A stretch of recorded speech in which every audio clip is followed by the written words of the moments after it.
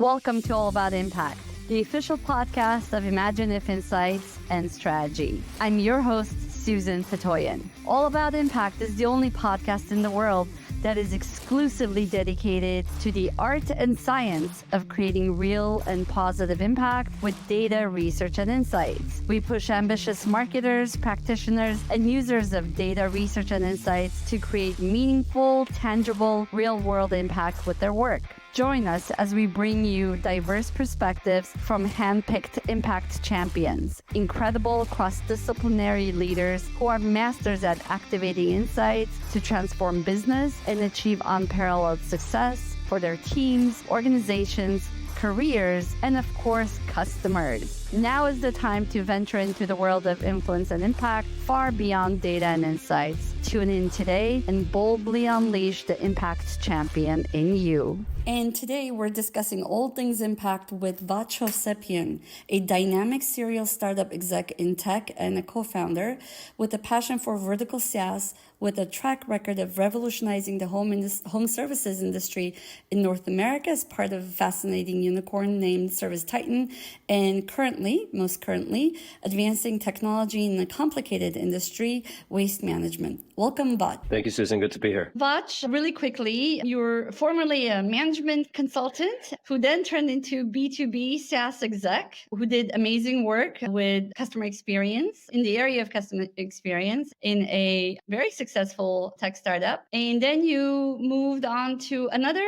startup, right? And I understand that throughout this entire journey, your areas of passion have been customer success, R&D, go-to-market strategy, and I'm sure a whole bunch of other things. But so I'd love our audience to understand how you traversed that entire distance from management consulting to co-founding and serving as of another tech startup called Waste.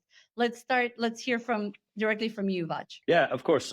It's my pleasure to be here again. Thanks for having me, Susan. So yeah, the backstory there is post-grad school, I joined PwC as a management consultant, did a bunch of travel, did a lot of interesting projects, mostly for large institutions, bank, financial institutions, etc. And then halfway through my journey there, I spent 4 years at PwC. Halfway through my journey, I got placed on a large-scale system implementation project. So prior to that, I had no kind of interaction or experience with technology.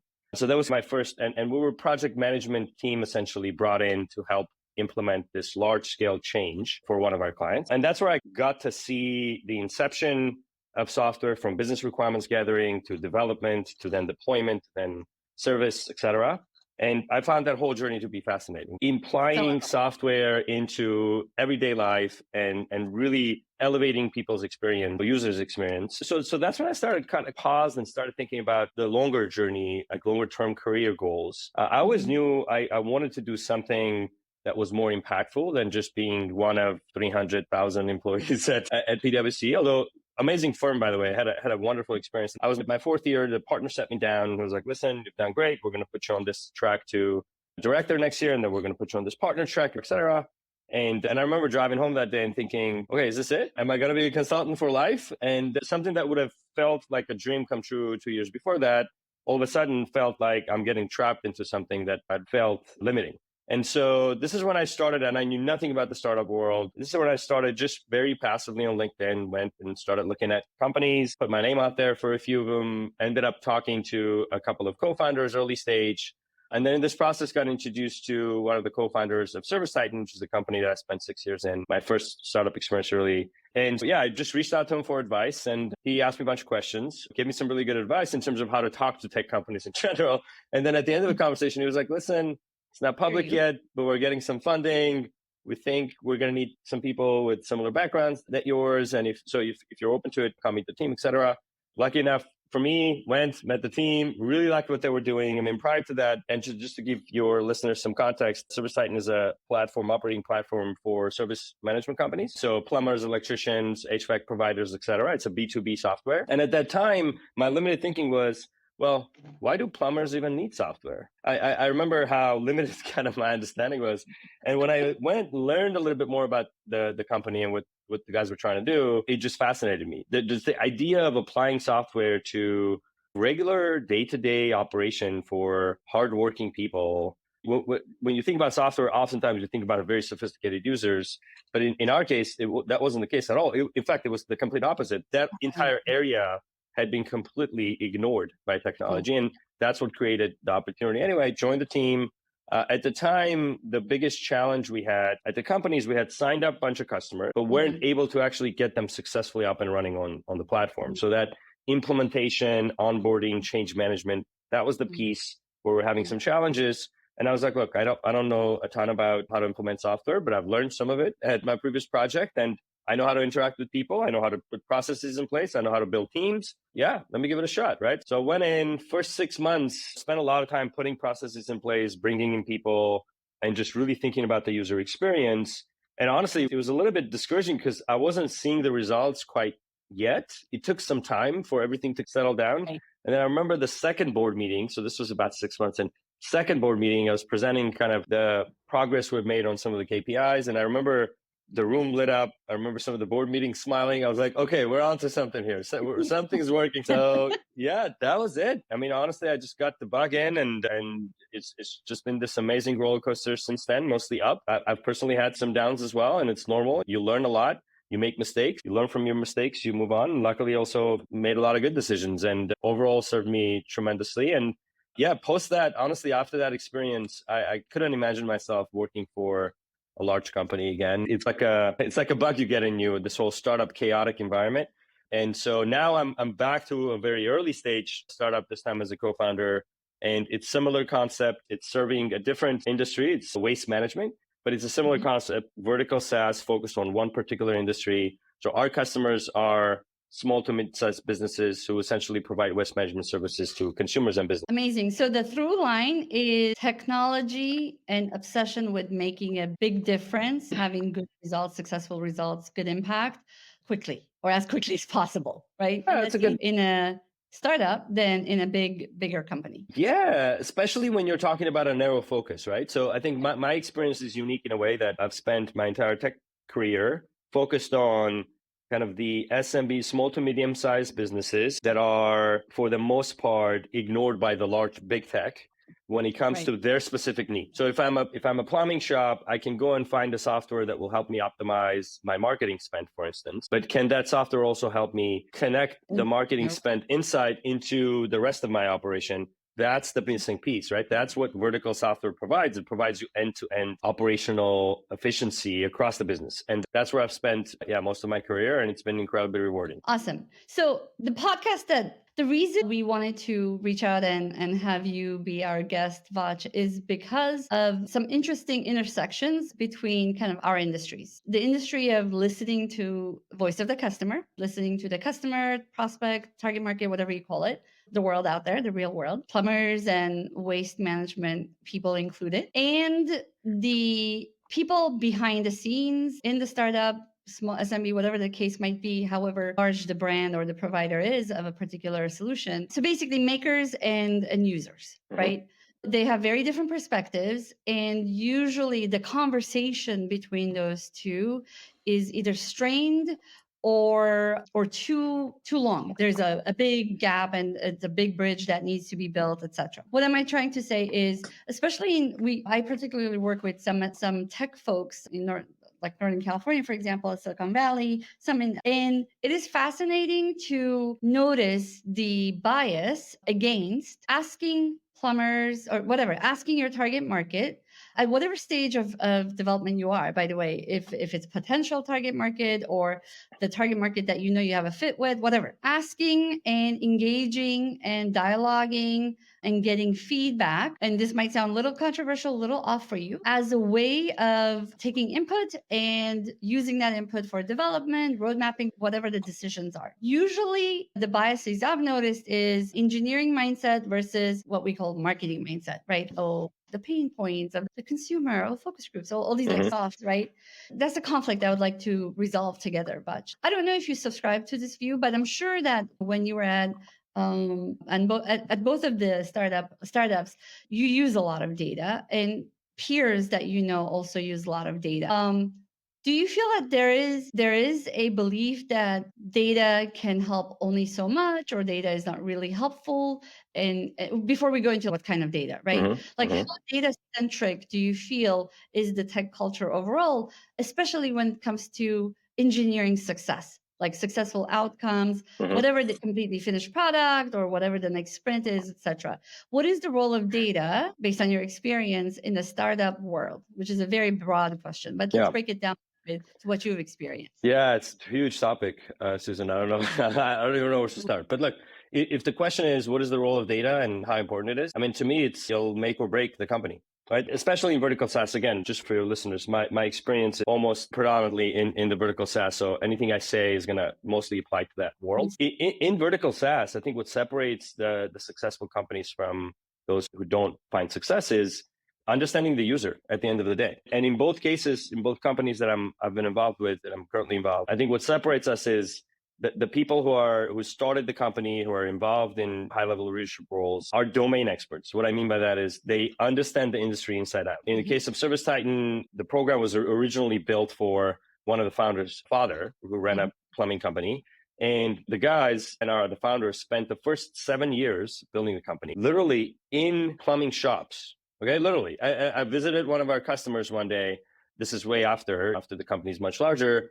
And he showed me a room where the guys used to sleep. Literally, they deployed the software and they stayed there to just make sure that everything falls into place. And I think that was a huge contributor to the company's success. Now, as the company moves through those stages, that's where it becomes tricky, because at that stage, yes, you can go and spend an entire day with the users and you can collect a lot of information on your own. But when the scale gets much larger, now you have customers in various different sub-verticals, you have various different personas, et cetera. I think that's where it becomes, how do you actually gather that data? How do you make sense of it? And then more importantly, how do you apply it to your decision-making funnel to make sure that you're actually making decisions that are good for the customer as opposed to what you think is good for the customer? I think, and then tying this back to the engineering view versus the market or sales view, however we want to phrase it, I think a very common mistake we see in the industry is someone graduating with a CS degree and saying, well, as a consumer, I saw this problem.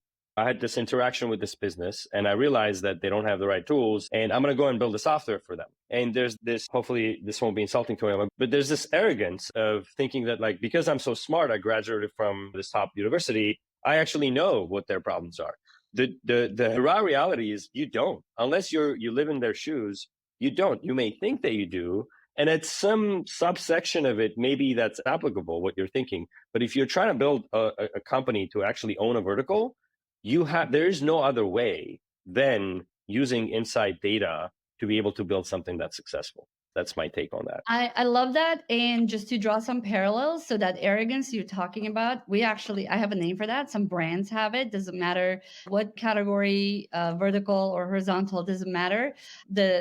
Sometimes it expresses itself in the form of executive bias. Let's say, my child said this campaign, this commercial, or this movie is great, or whatever, and therefore all kids believe that this product is positive. Sure. There's whatever, except for the executive lives in Bel Air in Unity, and the campaign is going to run in Nebraska. And I don't know why I always pick on Nebraska, but okay.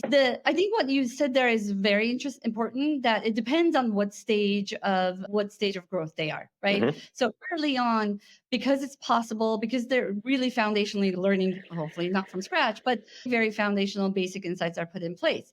What is that stage where it becomes more difficult? I know you said it's at a certain scale, but what is that stage where you've seen that, like observing, listening, understanding the user becomes more challenging, and why? Yeah, good question. So look, a lot of it has to do with the size and the complexity of the businesses that you're serving, right? So if we take the plumbing example, if we have a small operation of, let's say, 3 technicians and one person in the office and the owner, then that one person in the office is essentially wearing multiple hats, right? Is answering the phone calls, dispatching the technicians, probably doing the invoicing, maybe even the accounting, or maybe the owner is doing the accounting. But this person is doing multiple jobs. And so if you're serving them, it's a lot easier to go talk to that person or identify several of those people and go talk to them, spend time with them.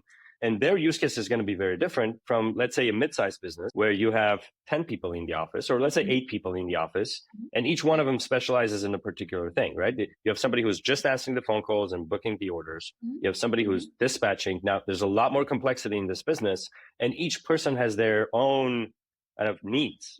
And so at that point, it's going to be a lot more difficult for you to go in, sit down with each persona, understand each persona. And then typically, if you're building a software, you are at the same stage that you're starting to serve mid-sized businesses, your own business has grown. So you have more than one person now in the product organization trying to understand all these personas. And I think at that point, if you give the early stage tech companies a platform or an ability to get the data that they need, I think there will be a ton of value there. And look, I don't think that's going to necessarily completely eliminate the need to actually talk to your customers. I don't think that ever should be the case. You should always, as a software company, there should always be an open dialogue with your users, with your founders, with your companies, customers.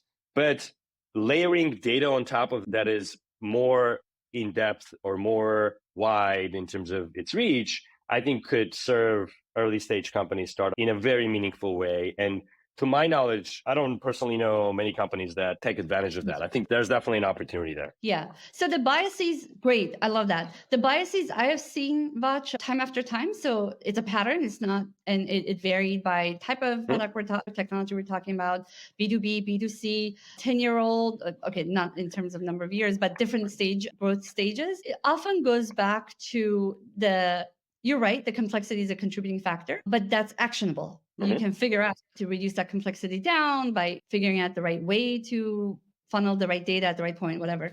But the main bias to me has been we don't really care no one's going to say we don't care about what the customer wants. The reality, however, is because we're trying to iterate for that coveted fit, right? Market fit, we're trying to iterate and get there, as opposed to taking a little bit of time to look at a few possible scenarios, put it in front of people, truly on paper, prototype, high level, right?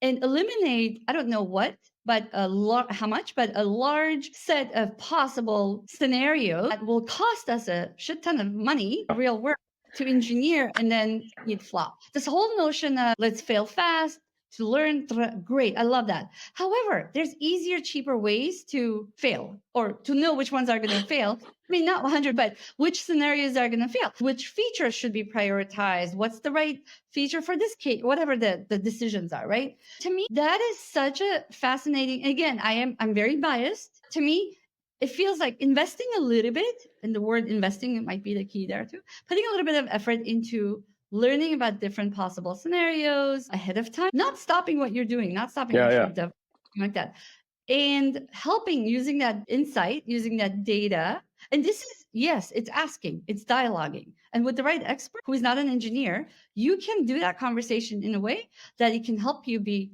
I don't want to say predictive, but it can help you speak to a future state. So why I'm talking to you as if it's all your fault, but why doesn't this happen? Why do technologists, they prefer to build and fail like in the real world than to take a little bit of time to ask people, customers, prospects, etc., like lots of different types of whoever it is that is going to end up being the ideal target or best target, asking a little bit ahead of time so that you reduce the set of possibilities in a somewhat meaningful way? Yeah, really interesting question, Susan. I don't know if I'm going to have an exact answer for you. And I will push back a little bit on the value of iterating and shipping fast and learning through that process, because yes, you can get a lot of insight from actual data. But from my own experience, what I've seen is user might tell you, hey, this is what I want. And but then once it's in their hands and they start using it, they could actually change their own mind or learn new things and give you a lot more insight that would be very difficult to get through data, right? But I do think that there is an opportunity, because even just looking back my own experience, there were several instances that I can recall where we built something, we invested in something that ended up being either throwaway work that we did, or we got a lot of pushback from users because we hadn't done our homework, or we thought that if this customer thinks that this is the right thing, then all of our customers are going to, or most of our customers are going to think that it's a good solution. And then it ended up not being the case. I mean, look, it's the role of the software company or specifically the product manager who is responsible for building that particular feature, is to gather all the information and then ultimately make the right decision for the industry. And that could be something that's different from that boiled down input that she or he's getting, but it's forward looking and it incorporates other trends in the industry. And that's what a really good product manager does. And so I think if we do arm product managers with more information, I think they can make better decisions. There's no question about that. But would I encourage a product manager to slow down the process of iterating and developing and shipping and getting real-time feedback? I would not. I would, but again, tying this all together, I think there is a happy medium here where tech companies and product managers can use a lot more data to make better decisions, but also continue to operate and innovate and iterate in the way that most successful companies have done, and I personally have seen work really well. Great. I appreciate that. I think it's a legitimate pushback or counter argument. I want to underline the value of learning as you go, right? Learning as you go. There are a couple of nuances though, Vach. So one of them is this. The most of the work the validation, right? Like we built this, it sucks, people didn't use it, there's no traffic, whatever the metrics are, right? Okay, great. So those, I'm going to say they're fairly tactical things, right? It is not most of the time. So it is validation type research, which is, yes, I can A/B test something much better than asking 50 or 5,000 people to explain that concept in the first place, right? I get that. But where it becomes a little bit more nuanced and complicated is this. And this happens a lot, where we have companies that have been a single product. I don't want to call this a vertical, but they have one amazing app, let's say, right? Spent 10 years, literally decades building it. And they don't have any other real kind of strategic direction for what's the next thing that they need to build related to the core product, extension, bells and whistles, I don't care. So it's the singular focus of iterate. You're just, again, the process works most of the time, but I'm asking for a debate on, wouldn't it be more impactful? Wouldn't it be smarter to have a bit of a co-creation process happening where you're still iterating, but you're not missing those big strategic things because you're constantly looking at the 5 things in front of your nose. Yeah, you have the blinders on. Yeah, again, I do think that there's definitely an opportunity to make better decisions, to make fewer bad decisions with data. Absolutely. I think most startup companies, again, from my experience, probably don't stop and think. I think you mentioned this a little bit earlier, because there's just so much going on, right? So they're constantly running, and you imagine this scenario where you're dealing with the following, right? You have a customer who's using your product, who is asking you for certain things, right? And oftentimes they're saying, hey, look, if you can't make this happen, I can't continue to use your product. So you have a customer, you have the pressure from there. You have the sales team saying, hey, like, I'm getting a lot of pushback from the prospects because they need this and this for me to be able to sell. You've got the investor saying, hey guys, like, where's the revenue? Why is it not ramping as fast as you said it's going to fast? So at this point, as a product manager, you're like, what should I build? You're not necessarily saying, oh, hold on a second. Let me take a step back and let me gather some more data, at least in an early stage. So I can see why there isn't a push in the community. I think there's probably a void of education and easy to use tools, right? I think most product managers in an early stage company aren't probably, they're not even going to think that, hey, if I contact this company or if I buy this product, I can get all this insight that will help me do my job better or faster. I think most of them are having a hard time consuming what's already coming at them from all the different places. Now, the example you gave is slightly different in that we're talking about a company who has already built something that's successful, but then has made the mistake of not having the foresight to see beyond the service or that they're offering, and now is having difficulty trying to figure out what's the next step. That is less of a problem in vertical SaaS, because at least from my experience, again, if you're focused on a particular vertical in an industry and you're able to provide them with kind of the core operating foundation, then adding value through additional layering on top of type of product becomes very intuitive and very natural, because your customer is essentially end-to-end living on your platform. And then any surrounding spend, any surrounding need that they have, it's a lot easier and better to do on top of your kind of standard flow. So that almost naturally happens. Now, again, you have to be strategic about it. You have to think about it. You have to do your research, but it's different from going from, say, one area of value to a completely different area of value. The area of value is the same. You're still focused on bringing efficiency or increasing revenue or improving customer experience for a one particular business. And so in that case, in that sense, it's a little bit easier to find that expansion muscle where you can add more value.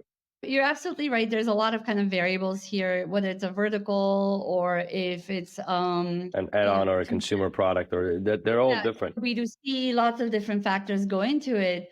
But I think the thing you started with, which is the operational reality, regardless of exactly what space you're playing in, is there, and people are reactive, right? And what's interesting is, as humans, we're trying to constantly optimize resources. That tendency is the same as when you have an executive in a media company who's trying to decide where to spend their next $1 million to get the most reach, right? It's the conversation between, it's the give and take between slowing down to speed up and just, I don't want to say completely reacting, but just giving it up and saying, okay, whatever comes in front of me, I'm just going to to that. And years go by. Yeah, that's interesting. Just wanted to set, so totally understand what you're saying, and I agree, and I felt this on myself.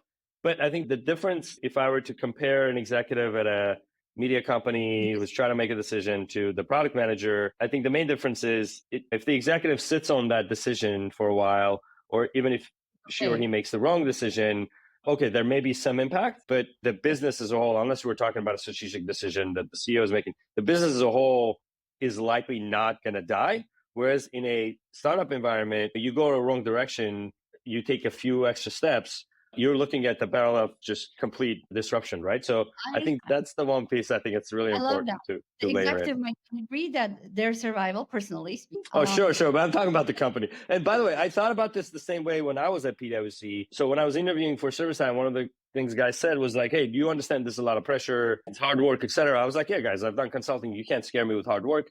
But then I started it, and then I realized what they were talking about. What they were talking about is the amount of pressure that you're carrying in a startup environment, because a couple of wrong decisions could actually take the company down. Whereas at PwC, if I had made a few bad decisions, worst case, client might throw us out on that particular project. But guess what? PwC is going to be fine, right?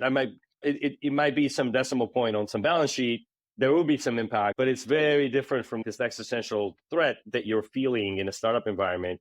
And so I think the stakes are a little bit higher there. I absolutely agree. I think it's a valid point that overall, you're right, existential kind of survival depends on a series of hopefully optimized, but probably realistically sub-optimized decisions in a high-pressure situation. However, and by the way, in the media example, which is probably not the best example, but in that example, you are losing revenue, you're not going to die. You're right. The brand's not going to get hit. But there are situations, I'm sure if I think a little bit more, I can come up with, where it can be like stock market, right? The meaningful. Yeah. Like literally they could plunge if they don't have that strategic foresight. But that's beside the point. I think it's a different talk show on that one. Come back. Here's the issue. It shouldn't be everybody's job to think about strategically, where is the customer going?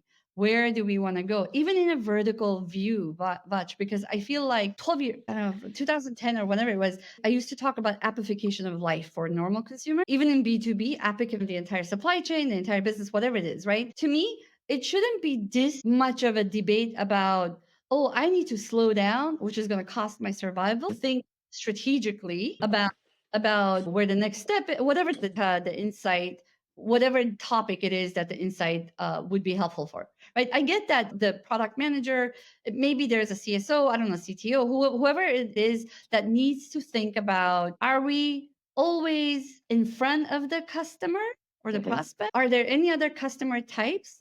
Again, by the way, persona is one of my favorite topics, separate conversation. But what I'm debating, what I'm arguing for is data, insights, dialogue, conversation, observation, whatever the type of data it is, it can be strategically used. If they know how to do that, if they game it so that it comes before, it shouldn't take someone's extra time to produce that, but it can be fed into the high pressure, constantly changing environment in a way that adds and reduces uncertainty, reduces risk, but it doesn't take away or hold back from the pressure to go forward, the pressure to develop. I think we're 100% aligned on that. 100% aligned. I think there's, in a way, this persona in the startup world is probably has been a little bit ignored. And I don't know, maybe there are Who tools is that? or database. I think it's mainly the product manager or the chief product officer. You typically have somebody who understands the industry, who drives the product, right? You could be head of product, could be VP of product, could be chief product officer. And then typically in that organization, you have product managers who have more kind of narrower focus in terms of either a module or a persona that they're focused on. I personally haven't seen a data set that is specifically structured and built out to say, hey, we know you're servicing this particular industry.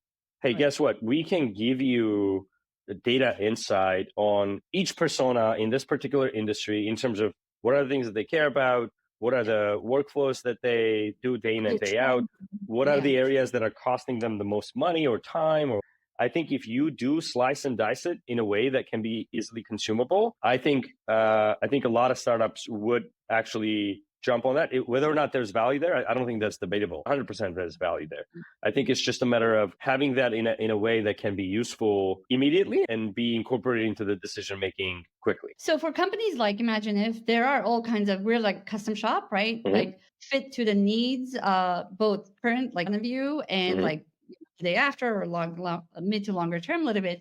There are possible there. It's easy to do some of those things. They're costly, so there's a way to figure it out. But I think the thing that we run into is this internal kind of, it's a mindset challenge, right?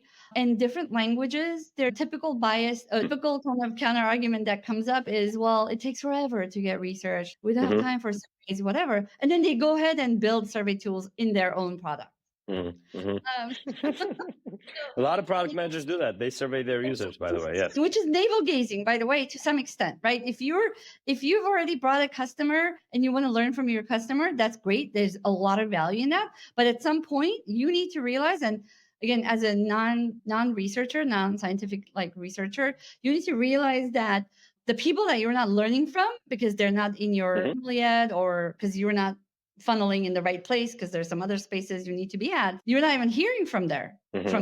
Anyway, this is such a good conversation, Vach. I do want to respect our time.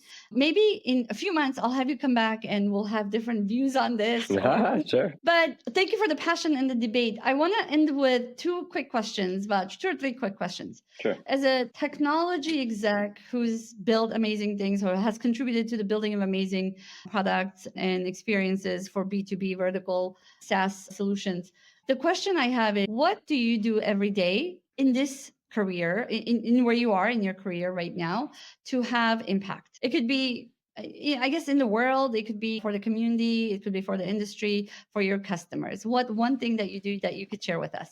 Yeah, great question. I'm very passionate about leadership in general, Susan. So leadership to me is making everybody around you better, making everybody around you believe in things that they can do that maybe they don't even believe, right? So what I try to do is inspire, essentially, every day, have a conversation with somebody from the team or even people who are not part of my team but are reaching out and I work out of an incubator where there's a lot of startups. So I try, even if I'm sorry? Which one? Oh, it's Hero House, called Hero House in Glendale. Glendale. Yeah, amazing space, by the way. Great people who are running it. But yeah, even on my coffee breaks, I try to interact with people and ask them what they're doing, how they're doing. And then if I can just pass on a little bit of what I've learned to them, give them small advice. And look, in some cases, it may completely be irrelevant and not helpful. In other cases, hopefully you'll make a positive impact, right? So that's what I do personally. I'm a kind of a one-on-one type of person. I don't do publications and things like that. I try to keep my interactions to smaller groups. Because when I look back in my career, all the success, whatever aside, what I'm most proud of is the impact I've had and the opportunities I've had to positively impact people around me. And there are many examples of people I've brought into companies and they have, grown into these amazing professionals. And that's something that I take a lot of pride in. And yeah, so that's my thing. I don't know if that makes both of us feel older, but that's a separate conversation. Yeah, I'm in denial on that one. Yes, I have the ability to dye my hair, but you're not doing that yet. I don't. I'm like half. Yeah, I'm definitely at least half the gray now. On the flip side, what do you want people listening to this to do to have positive impact? Find something that you're really good at. I mean, look, it starts with taking care of yourself, right? I think it's like a military thing where they say, make your bed every day. I think it's a quote from a book. But look, start with yourself. Make sure you're building yourself to be the best version that you can be. I think that's first and foremost. And then from there, do your best to have a positive impact on people around you. I think that's where it starts. I think social media, a lot of things, COVID, a lot of things that have happened, I think have isolated us from that community feel. And I personally miss that. You can call me old school if you want, or I may be a dying breed at this point, but I do see a lot of value in personal interaction, in community building, in investing in people. And so my personal advice would be do more of that. Awesome. Vach, this has been absolutely informative, fascinating, beyond informative, fascinating, exciting, because it's a good debate. It's stuff that I think about all the time with our clients, especially when we have all these big issues that we need to bridge over. And I'm sure our audience will find a lot of these insights directly applicable and helpful and inspiring as well. If they wanted to reach out, what's the best way to find you? LinkedIn's probably easiest. Vach Hovsepyan. I think I'm the only Vach Hovsepyan on LinkedIn. It's the only social media outlet that I'm active in. So yeah, just shoot me a note on LinkedIn. I monitor it pretty actively. Yeah, would love to connect with your listeners, and if I can be helpful in any way, I'm happy to do that. And yeah, feelings mutual. It's great conversation. Happy to. I feel like we can talk for hours on this, but yeah, yes. happy to re-engage it as well. Awesome. Thank you again, and we'll do it again sometime soon. What is your formula of driving impact within your organization? Impact is the next frontier of research and insights, and it could be a lot easier with the right partner next to you. Reach out to me, Susan Petoyan, on LinkedIn, and let's together discover the impact champion in you. Tune in next week for another episode of All About Impact.